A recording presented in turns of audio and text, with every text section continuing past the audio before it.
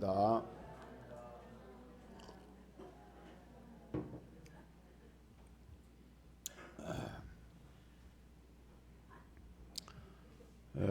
오늘은 느헤미야의 믿음이라고 하는 주제로 말씀의 은혜를 나누겠습니다. 성경의 인물 가운데 이 느헤미야라고 하는 인물은 우리 성도들이 이렇게 아브라함이라든지 모세 같이 유명한 이름이 아니기 때문에 좀 생소할 수도 있지만은, 그러나 이제 구약의 역사 가운데 보면은 주전 586년에 유대 나라가 바벨론에 망하게 되죠. 그보다 앞서서 주전 722년에 북왕국 이스라엘이 아수르의 패망을 당합니다. 이 바벨론에 망한 그 예루살렘은 처참했다 그래요.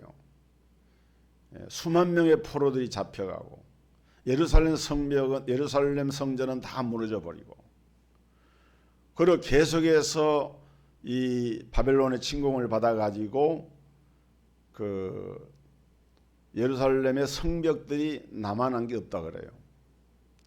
우리가 몇 년, 한 7, 8년 됐나요? 남대문이 화재가 나가지고 그 남대문 그 문이 이렇게, 남대문 그 건물이 다 불타버리지 않습니까? 500년 동안 이어던 건물이 나중에 이제 몇 년 만에 걸쳐서 새로 재건을 했는데, 그러니까 우리가 한양의 도성을 처음에 이렇게 만들 때 남대문, 동대문, 서대문, 또 북쪽에도 이렇게 문을 만들어서 이렇게 문만 있는 게 아니잖아요. 그 문을 만들고 성벽을 이렇게 뺑 둘러서 이렇게 성을 이렇게 쌓는 겁니다. 그렇게 한 것처럼 예루살렘도 그 성을 이렇게 다 쌓아서 성벽이 있는데 그 성벽들이 다 무너져 버리고 이렇게 해서 아주 폐허의 성이 되고 맙니다. 그런데 이 느헤미야가 활동한 시기는 여기 성경 본문에 보면은 아닥사스다 왕 20년 니산월에 이랬는데, 니산월 같은 건 기억할 필요가 없습니다만은 아닥사스다 왕은 여러분이 기억할 필요가 있습니다. 이 아닥사스다 왕은 성경에 나오는 파사의 왕인데 페르시아 제국이죠. 지금으로 말하면은 이란 이슬람 공화국이에요. 지금 미국하고 이란이 지금 싸우고 있지 않습니까? 바로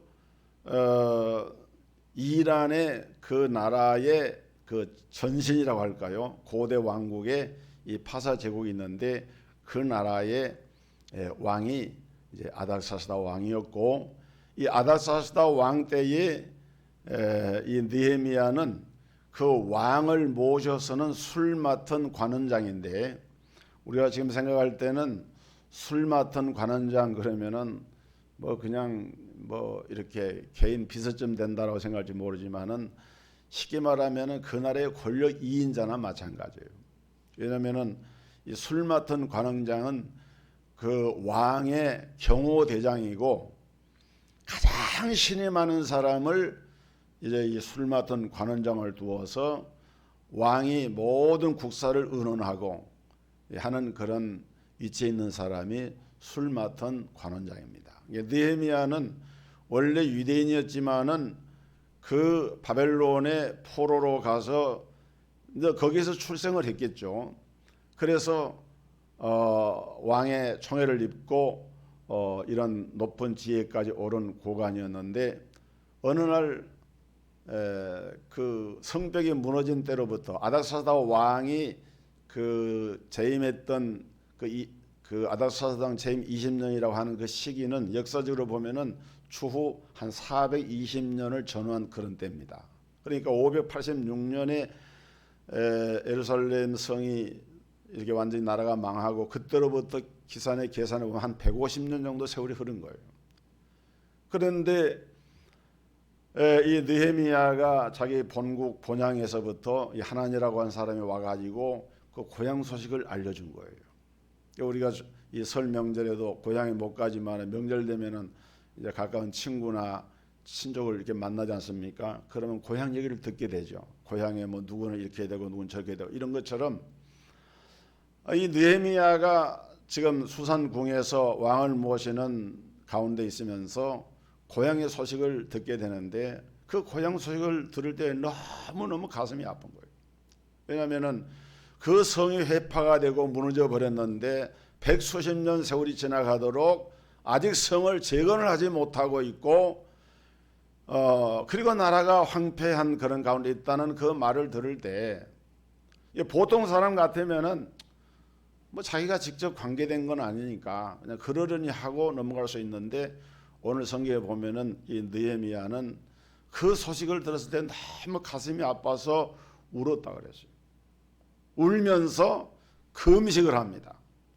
그리고 하나님 앞에 기도를 합니다. 여러분, 우리가 인생을 살아가면서 어떤 크고 작은 위기나 어려움에 처하게 되면은 되게 사람들은 황당하고 분노의 감정이 일어나고 슬프고 눈물을 흘리고 거기까지는 어떻게 보면 누구나 할 수 있는 감정이라 할 수 있어요.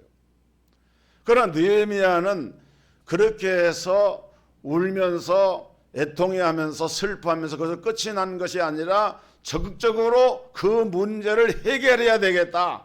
이 지금 자기가 들었던 그 부분에 대해서 그냥 넘어갈 수가 없다라고 하는 마음을 가지고 이제 이 문제에 접근을 합니다. 그런데 여러분 생각해 보세요.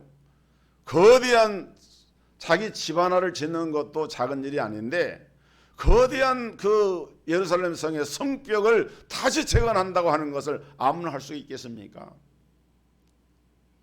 아무리 자기가 술 맡은 관원장으로 왕의 총애를 받는 위치에 있지만은 또 거리가 그 파사에서 예루살렘까지는 상당히 먼 거리입니다. 수백 킬로의 거리예요.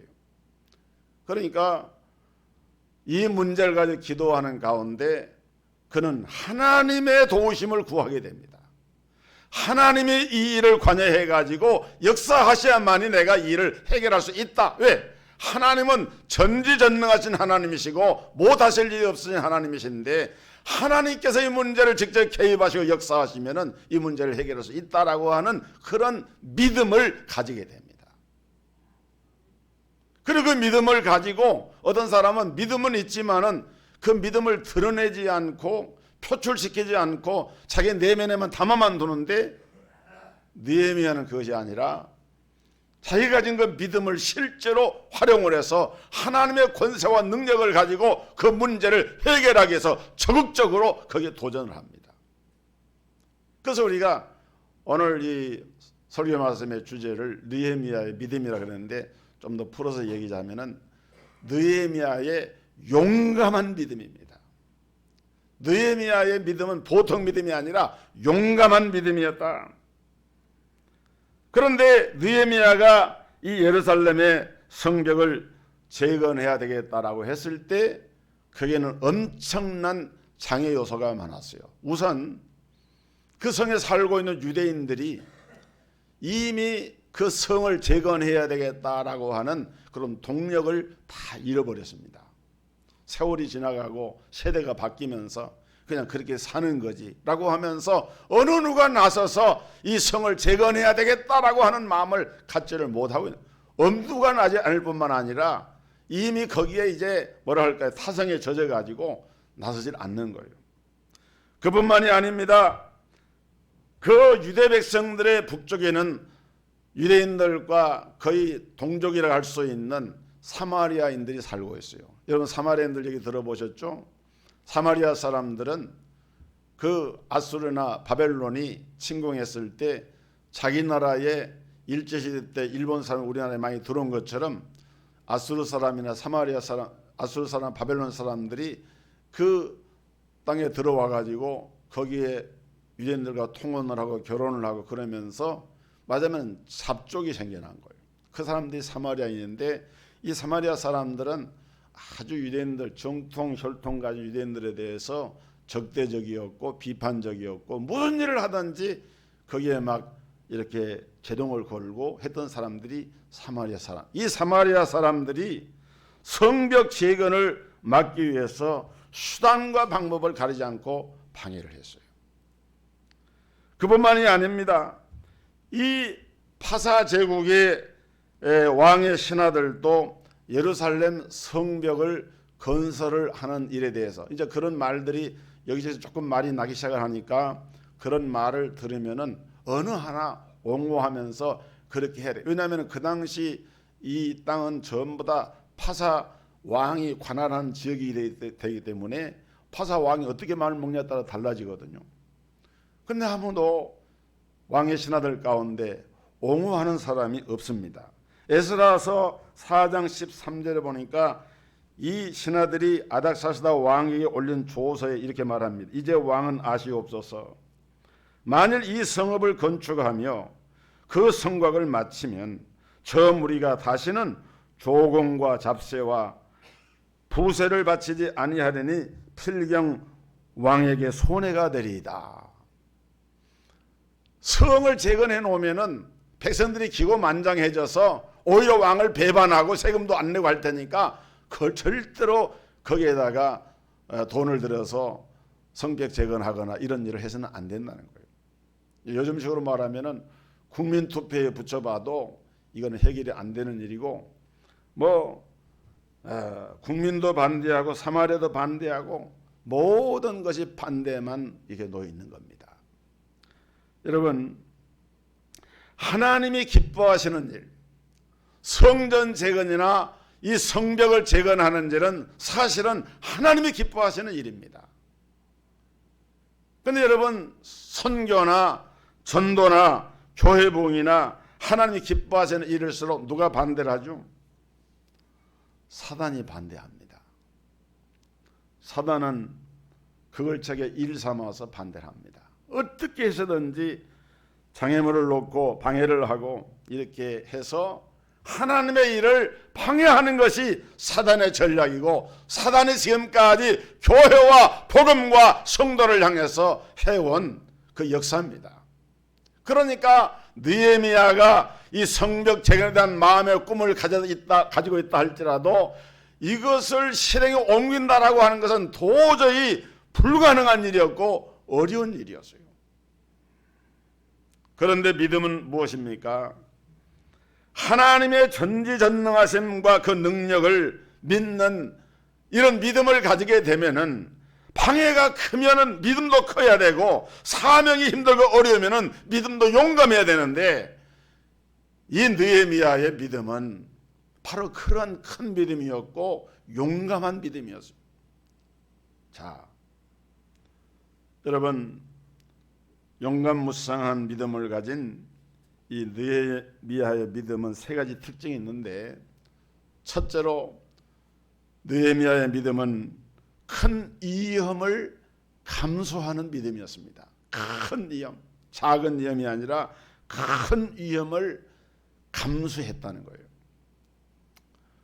여러분, 영적 지도자의 중요한 한 가지 특징은 큰 위험이 있어도 그 위험을 피하여 가는 것이 아니라 그 위험의 한 중간을 뚫고 지나가는 것이 진정한 지도자입니다. 반대로 보통 지도자는 위험한 일이 생기면은 어떻게 합니까? 일단 피하고 달아납니다. 그 차이가 아주 중요한 것이죠. 그 당시 술 맡은 관원장의 직책에 있었던 느헤미야는 왕의 최고로 신뢰하는 사람이었어요. 반대로 왕이 만약에 그를 의심하게 된다고 하면은 그의 목숨이 위험해지는 겁니다. 자기가 신뢰하는 사람이 딴 마음을 품어버리면은 모든 것을 다 열어놓고 개방되어 있는데 왕을 제거할 수도 있잖아요. 그러니까 이 느헤미야는 사실 왕의 총애를 받는다 그 말은 다른 말로 말하면은 언제나 그는 위험에 노출되어 있다. 왕이 한마디만 해서 하면은 죽을 수도 있는 거예요.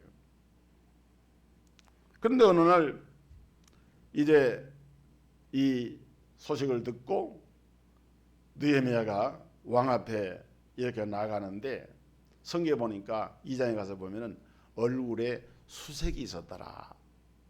근심하는 빛이 있었다는 거예요.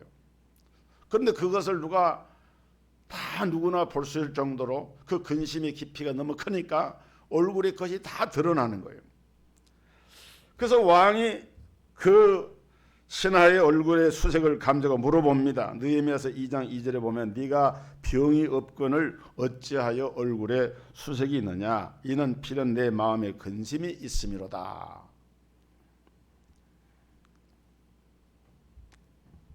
이것은 이 술 맡은 관원장인 느헤미야의 목숨이 날아갈 수도 있는 아주 위험한 상황입니다. 이것을 바르게 말을 하지 못하면은 이놈이 지금 내 곁에 뒀더니 딴 음모를 꾸미고 있지 않는가 이렇게 오해를 살 수 있는 그런 상황입니다.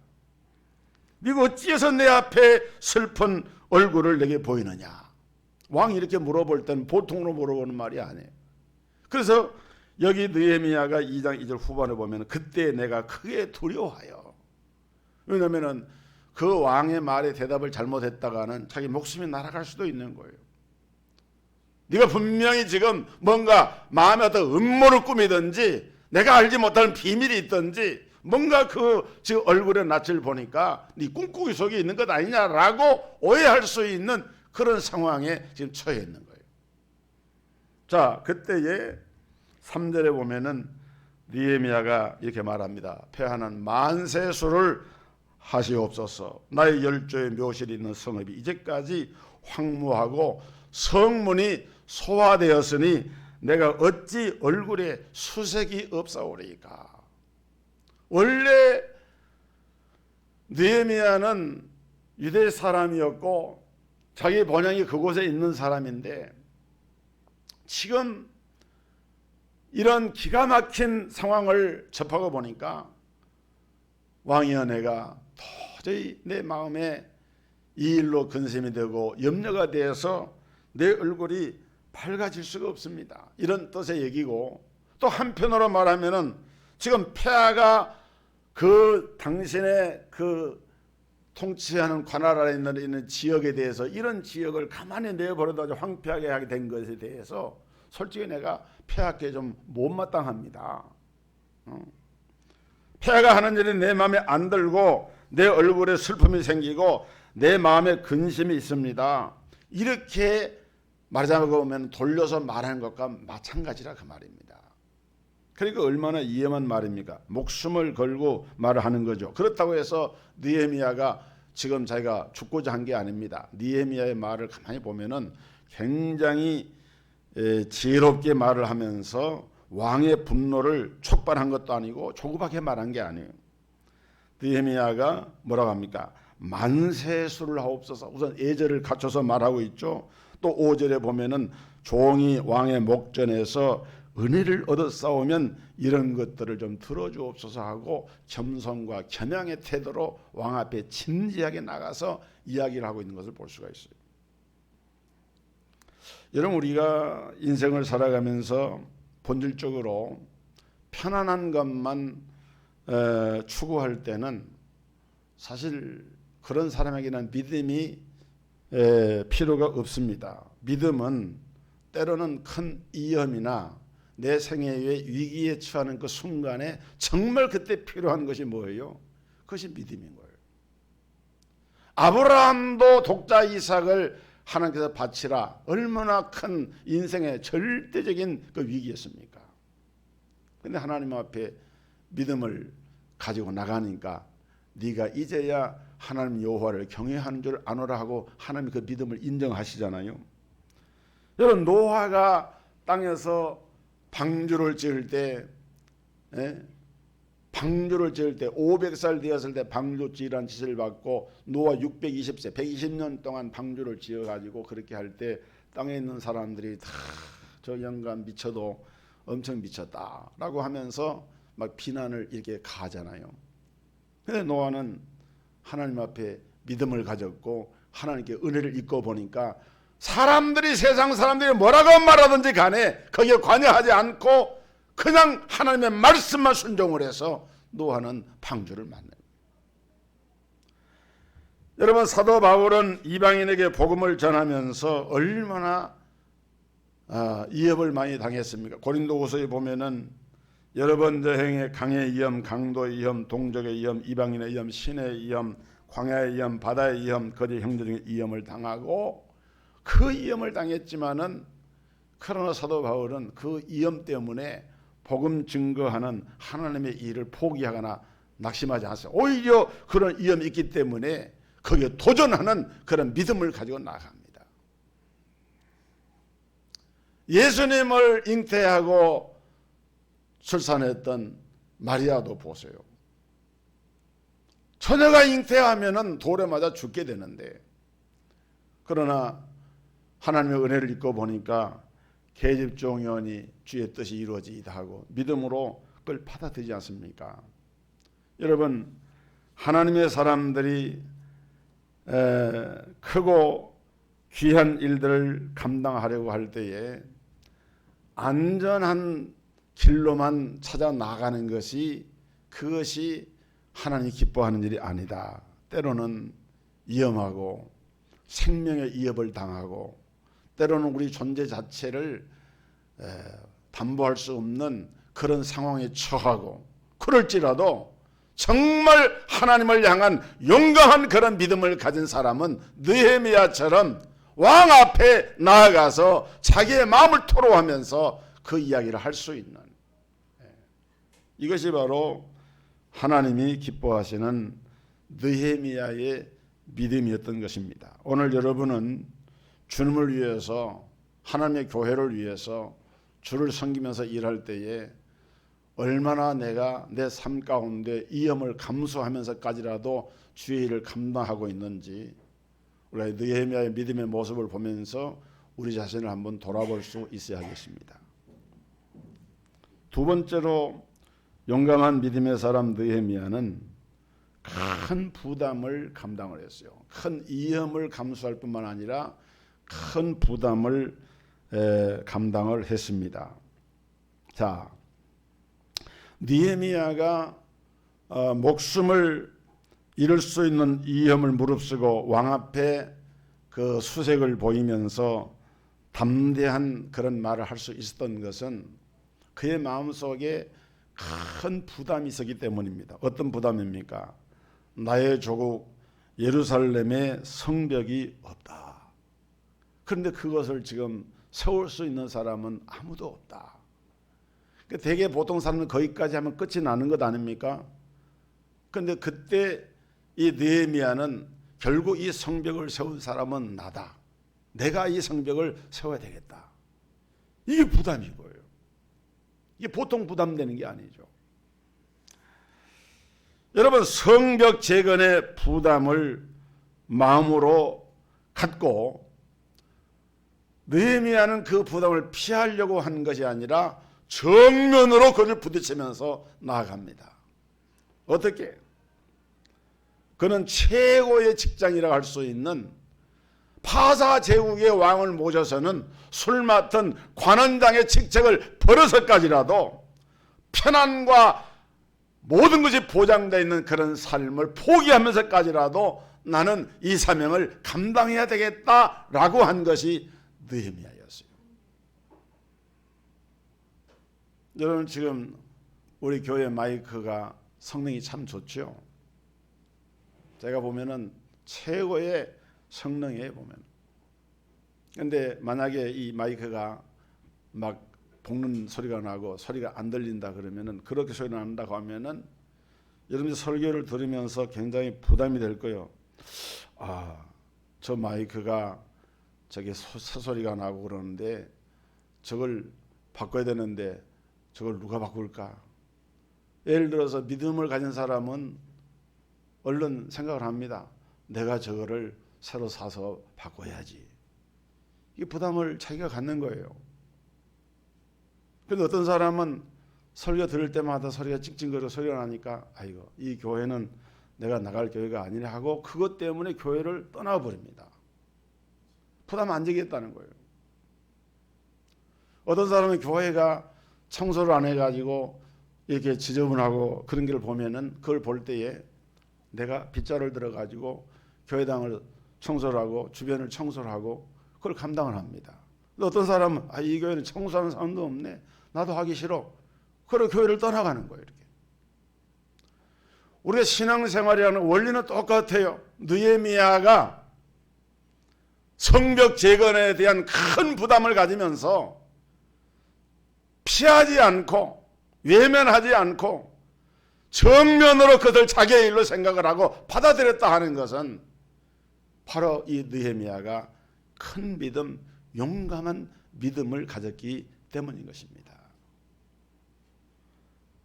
여러분, 하나님을 위해서, 교회를 위해서 우리가 신앙생활을 할 때 뭔가 내가 좀 좋은 의미에서 부담을 갖고 신앙생활을 하는 것을 여러분 그렇게 느끼는 그런 성도가 되는 것이 복이 있는 성도인 줄 믿으시기를 주의 이름으로 축복합니다.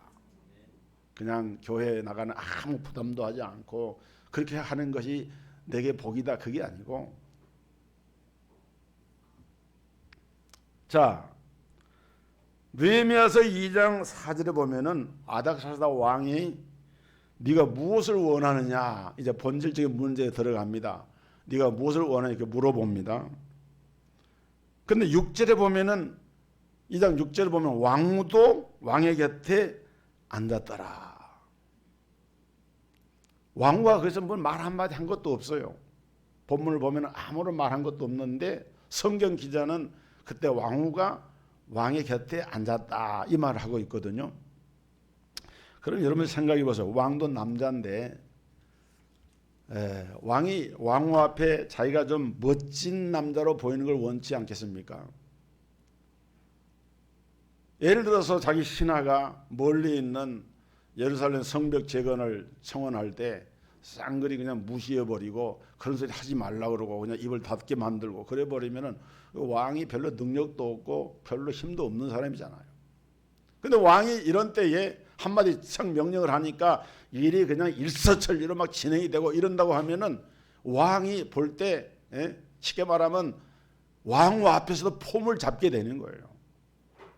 근데 하나님이 제가 이 본문을 가만히 보면서 느끼는 것은 그때 하나님께서는 이 왕의 심리까지도 살피시면서 그때 왕후가 그 옆자리에 있게 하신 것도 하나님의 섭리 가운데 이루어지지 않았을까.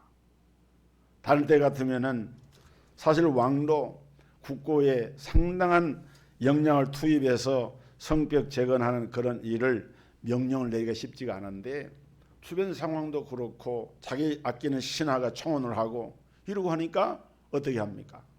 왕이 그 느헤미야의 그 청을 받아들입니다. 네가 무엇을 원하느냐 질문이 떨어지자 느헤미야는 이것이 하나님이 응답하셨구나. 성경에 보면은 그때 하나님께 묵도를 했다 그랬어요. 하나님께 기도를 한 거죠. 그래서 담대하게 이렇게 말합니다. 나를 유다 땅 나의 열조의 묘실에 있는 성읍에 보내어서 그 성을 중건하게 하옵소서. 돈도 들어가죠. 시간도 들어가죠. 인력도 많이 들어가죠. 그런데 느헤미야는 이것을 자기 힘으로는 할 수가 없지만은 하나님이 이 일을 행케해 주셔야 되는데 그 하나님께서 일을 하실 때도 사람을 이제 들어서 쓰시는데 지금 그 사람을 움직일 수 있는 최고의 키를 누가 가지고 있습니까? 왕이 가지고 있거든요. 그래서 그 이야기를 왕에게 한 거예요. 여러분, 우리 성도들이 잊지 말아야 할 진리가 있는데 오늘날 이 세상에 은도 있고 금도 있고 재물도 있고 또 권세도 있고 사람들이 추구하는 귀한 것들이 많이 있는데 우리가 성경의 원리로 본다고 하면은 하나님이 그렇게 말씀합니다. 금도 내 것이요 은도 내 것이요 재물도 내 것이다. 왕이나 권세자들에게 권세를 부여하는 것도 모든 권세는 이로부터 주어졌기 때문에 하나님께로부터 오지 않은 권세가 없다는 거예요. 우리 이것을 믿어야 돼요. 하나님이 아닥사스다 왕에게 권세를 주셨습니다. 하나님이 그에게 준 권세로 금과 은과 동과 이런 재물들을 움직일 수 있는 힘도 하나님께서 그걸 주셨기 때문에 왕이 그것을 할 수가 있는 거예요. 오늘날도 마찬가지입니다. 여러분, 재물은 옮겨지는 것입니다. 은이나 금이나 그것의 주인 되신 하나님이 여기서 저리 옮기겠다는 뜻을 가지시면 옮겨지는 거예요. 재물의 날개를 달아서 날아가 버리는 그런 재물이지만은 그러나 하나님의 뜻을 쫓아서 살아보겠다 하는 믿음의 사람들을 하나님은 가만히 내버려 두신 것이 아니라 그때그때 요긴하게 그렇게 들어 쓰시는 거예요. 여러분, 우리는 그렇기 때문에 하나님을 향하여서 아무런 부담이 없는 인생은 그 비전이 없는 인생이에요. 하나님을 향하여서 내가 어떤 부담을 가질 수 있다라고 하는 것은 그만큼 어떤 마음입니까? 하나님의 재원을 내 것으로 삼아가지고 나를 통해서 하나님이 일하시도록 나를 그 재원의 도구로 들어 쓰임을 받는 거예요. 예를 들어서 내가 혼란한 이 정치를 좀 바로잡아야 되겠다. 내가 우리 사회가 진리가 어두우니까 이렇게 진리를 좀 밝혀봐야 되겠다. 이런 마음을 가지면 이게 꿈이잖아요. 이게 비전이잖아요.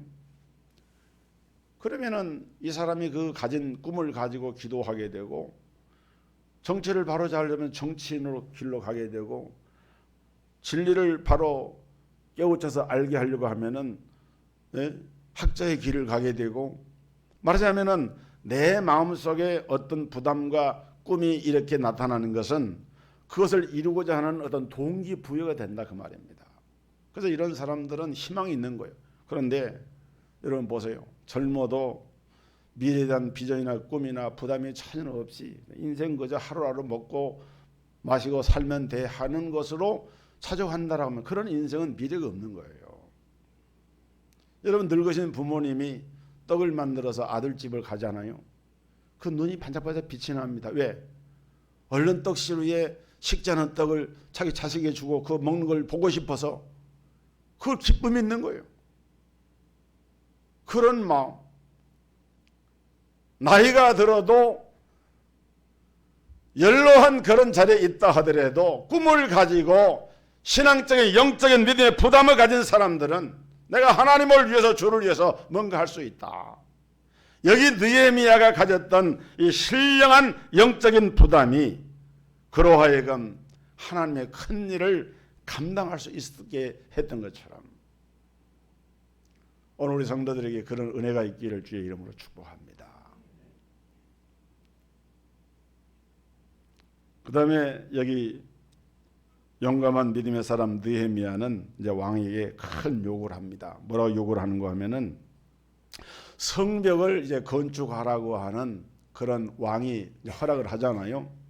그러니까 조목조목 구체적으로 뭐가 필요하고 쭉 얘기를 합니다. 그래서 7절 2장 7절에 보면은 왕이 말을 줄게 하시거든 강서편 총독들에게 내리시는 조서를 내게 주사 저희로 나를 용납하여 유다까지 통과하게 하시고 또 왕의 삼림 감독 아삽에게 조서를 내리사 저로 전에 속한 영문의 문과 성곽과 나의 거할 집을 위하여 들보 제목을 주게 하옵소서.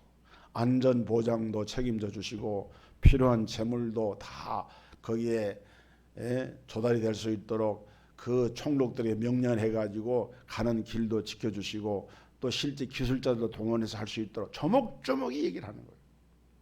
그게 나중에 실제로 거기 그 경호대장 그 뭡니까 군대 장관이 동행을 합니다.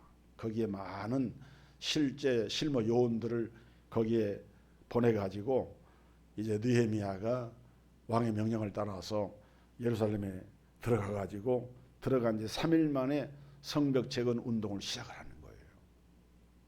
할렐루야, 할렐루야.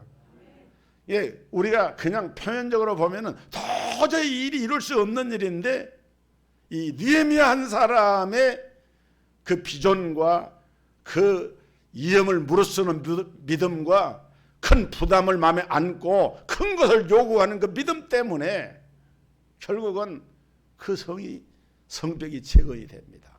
엄청난 사건이 이루어진 거예요. 더욱 놀라운 것은 그때 느헤미야는 하나님의 선한 손이 나를 도우셨다. 이게 고백을 합니다. 기껏 해놓고 어떤 사람들은 영광을 자기가 잘난 것처럼 자기가 열심히 한 것처럼 그렇게 하는데, 느헤미야는 그런 모든 일의 과정에 하나님의 선한 손이 역사하셔서 이 일이 이루어졌다 하고 하나님께 영광을 돌려요. 여러분, 지금 중국의 인구가 15억에서 16억을 얘기하고, 인도의 인구가 어떤 기록에는 중국의 인구를 넘어섰다 그러는데, 워낙 큰 나라라서 인구 통계 잘 잡히지 않아요. 그러나 한 1억 정도 모자라는 한 4억 정도, 15억 정도 이렇게 되게 본다 그래요. 세계 인구가 75억인데 중국과 인도 인구를 합하면은 30억을 상회합니다. 그런데 우리 한국 교회가 놀라운 것은 미국보다도 선교의 열정이 뜨겁고, 오늘날 우리 한국 경제가 이렇게 부흥되고 잘 살게 된 것도 하나님께서는 뜻이 계셔서 그러한 한국 교회에 이런 은혜를 주신 거예요. 오늘 어떤 분들은 선교 그러면은 너무 그냥 선교를 남발해가지고 실제로는 선교 사역에 전혀 시간이나 물질이나 몸을 들지 못하면서 그냥 선교라고 하는 말이 너무 일반화되어 있는 말이 되어 있다 보니까 어떻게 보면은 이 선교라고 하는 용어가 좀 이렇게 값이 떨어지는 그런 시대가 이게 되었어요. 그러나 복음운동, 예수 그리스도의 지상 명령은 지금도 마찬가지로 복음을 전하는 것이고 선교하는 것인데, 중국 선교를 하게 되면은 중국의 그 사회주의 공산주의 세력에, 또 중국에는 유교도 많고 뭡니까 이슬람 세력도 저쪽에 그 서쪽에 알타이 지방 그런 데 가면은 회교권도 있고, 중국에는 그 선교할 수 있는 대상이 무궁무진합니다. 인도도 마찬가지로, 인도는 세계 종교의 발상제예요. 불교가 인도 시작됐죠. 힌두교가 인도에 있죠. 이슬람교도 인도에서 아직도 강합니다. 각가지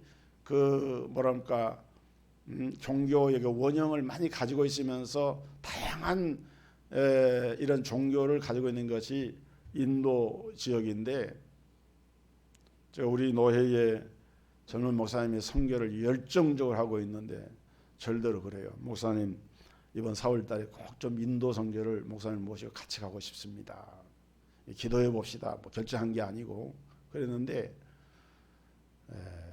교회가 크다 작다 세력이 있다 없다 그것이 문제가 아니고, 우리가 선교에 대한 비전을 품고 기도해야 될 이유가 여기 있는 거예요. 그 당시에 느헤미야는 그야말로 계란으로 바위를 치는 그런 상황이었지만은 결국은 그 하나님 앞에 큰 이염을 무릅쓰고 큰 부담을 안고 큰 비전 가운데 큰 것을 요구하는 그 믿음이, 그 용감한 그 믿음이 세계 역사를 바꾸는, 지형을 바꾸는 그러한 결과물을 가져온 것을 볼 수가 있습니다. 오늘 이런 비전과 이런 느헤미야의 믿음이 저와 여러분의 것이 되기를 주의 이름으로 축복합니다. 우리 찬송하겠습니다. 찬송가 235장 찬양.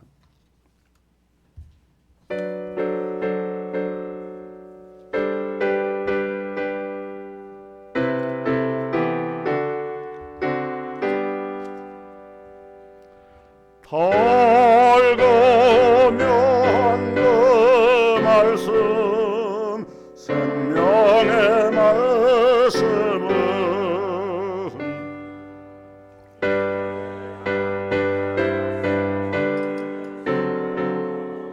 생명의 말씀이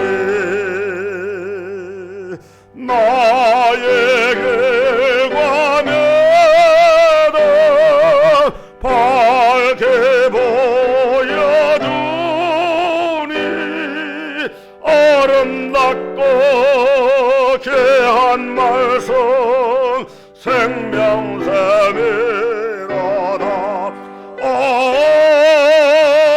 아름답고 귀한 말씀 생명샘이로다.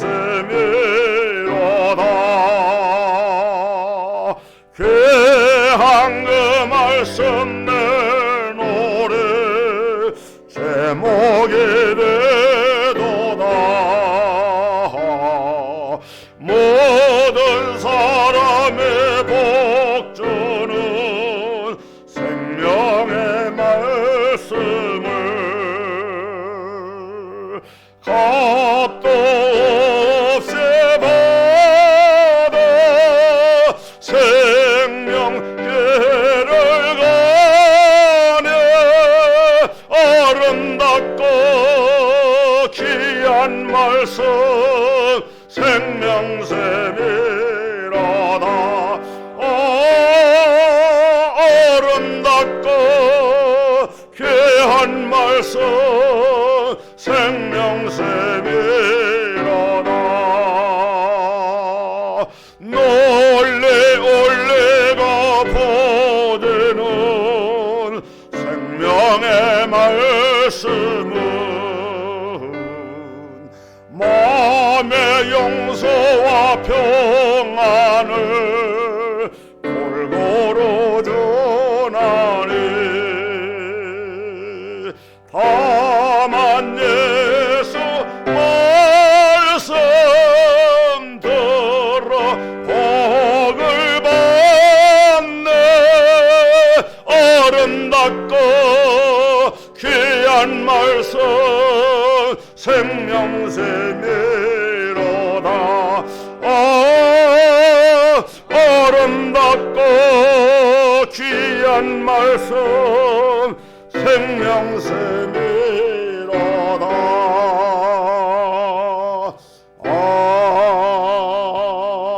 아멘.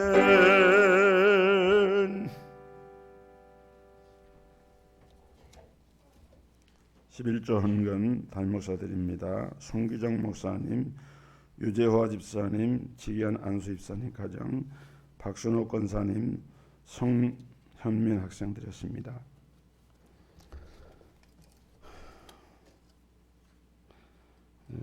감사헌금 담임목사드립니다. 송기정 목사님, 송봉석 장로님, 김미화 지사님 가정, 유재화 집사님, 지기한 안수 집사님 가정, 박순호 권사님, 윤옥기 권사님, 이채봉 권사님, 이지연 집사님 드렸습니다. 생일 감사헌금 담임목사 가정에 드렸습니다.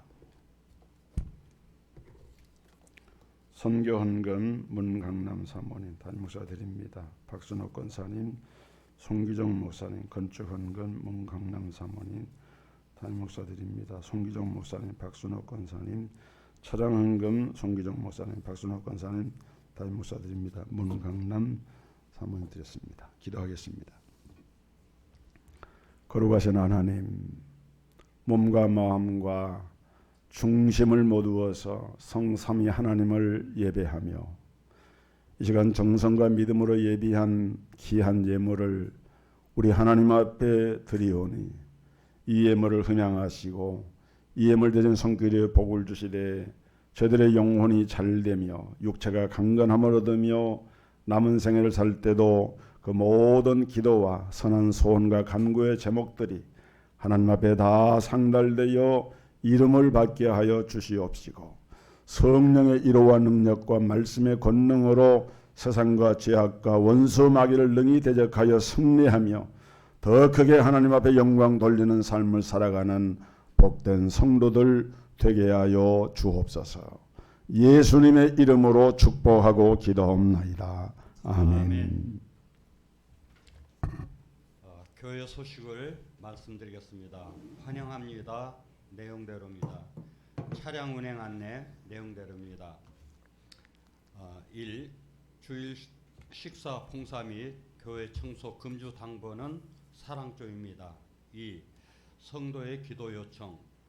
육신의 병고로 연약한 성도들과 진학을 앞둔 성도의 가정의 자녀들을 위하여 기도해 주시기 바랍니다. 3.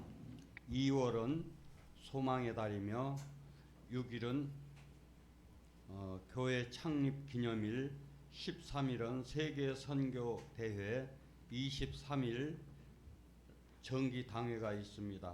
4. 이양숙 권사님이 민영 인테리어 사업장이 지난주에 면목동 겸직길 86번지로 이전하고 감사 예배를 드렸습니다. 축하합니다. 5. 주일 낮 예배 후 남선교회 원례회로 모입니다. 이상입니다. 예, 할렐루야. 서로 축복합시다. 저는 사랑합니다. 축복합니다. 예, 자리에 일어나셔서 우리 야갈 때 강함 대신에 찬양하겠습니다.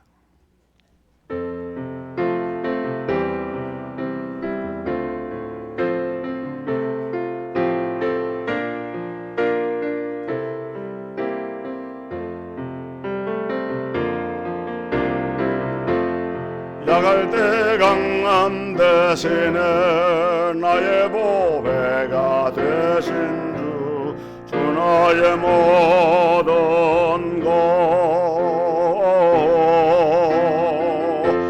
주 안에 있는 보물을 나는 포기할 수 없네. 주 나의 모든 것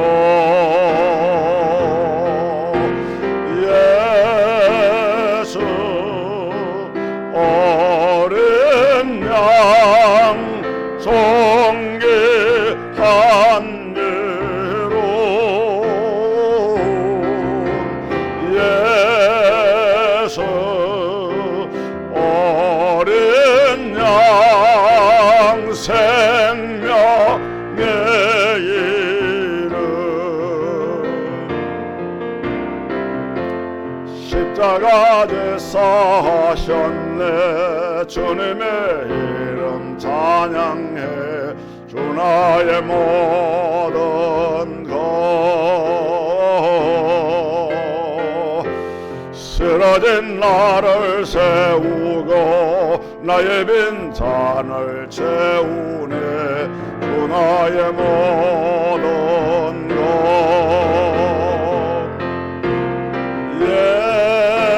예수 어린 양 존귀한 이름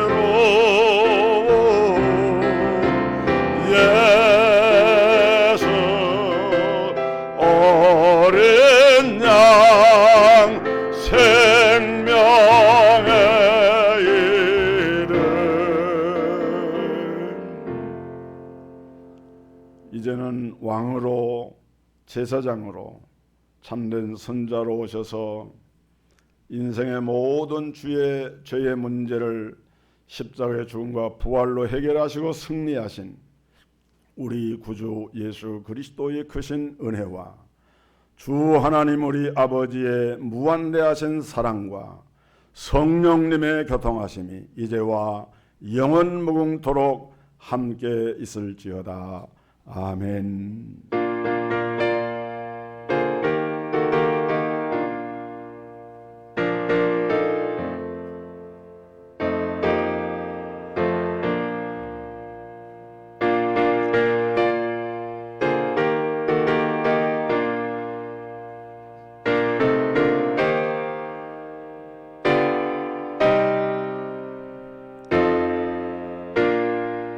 아멘.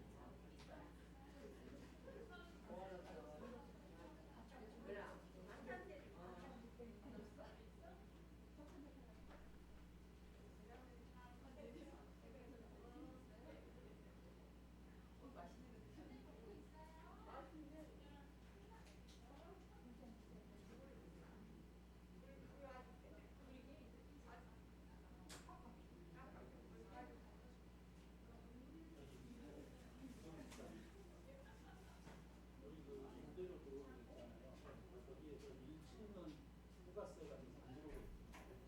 부가세 별도로 받아야 되는 분들이 안 들어오고 한 번도 안 받는데 72만 원. 거기도 세금 계산을 가지고 해야 되는데 근데 우리가 법인으로 되어 있기 때문에 전자 세금 계산을 가지고 해야 돼요. 그래서 이제 11하면 가산세가 돼요. 이번에 가산세가 지금 뭐 종이 계산서 발급한 거, 그다음에 국회 신고한 거, 국회 납부한 거, 해가지고 가산세가 총 4가지가 나왔어요. 근데 2분기, 3분기 거는 국회 신고하고 국회 되고, 그다음에 이제 정상적인 거는 4분기 거 하나만. 그런데 그것도 이제 종이로 발급을 했기 때문에. 그래서 지금 이제 우리가 법인이기 때문에 전자세금 계산을 발급을 해야 돼가지고 목사님한테 제가 세무서를 정확하게 가져오라고 해서 지금 가져온 거예요. 그래서 그거는 이제 제가 좀 세무서를 해봐가지고 계산서를 어떻게 발급하는지 그거는 이제 제가 해서 할 테니까. 그러면은 발표하는 거 제가 알아요. 전자세금 계산서? 아 그래요? 그러면은 직사를 해주시면 돼요. 그거를 그러니까 그거를 신청하고 오셨습니다. 그래서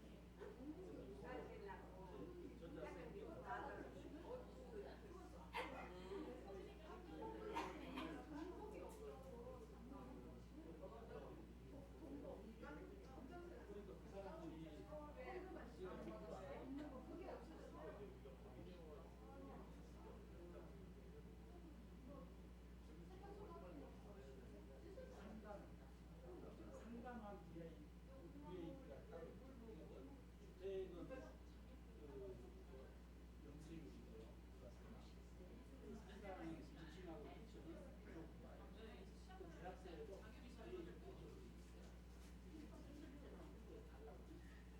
대학생에도 이런 게 지금 우리가 이제 부가세를 3만 원 정도 우리가 보험 비용이 70만 원 정도 이제 많이 불가능해요. 딸 몇 명이래?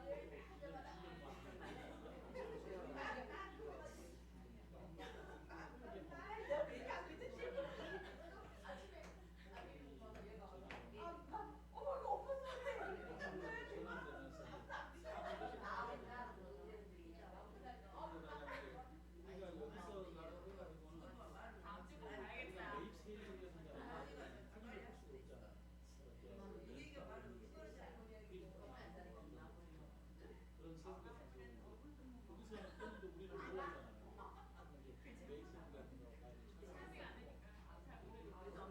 매입 세금 같은 거 많이 아마 메이트가 연탄은 이제 매입 세금 때문에. 근데 또 세무사에서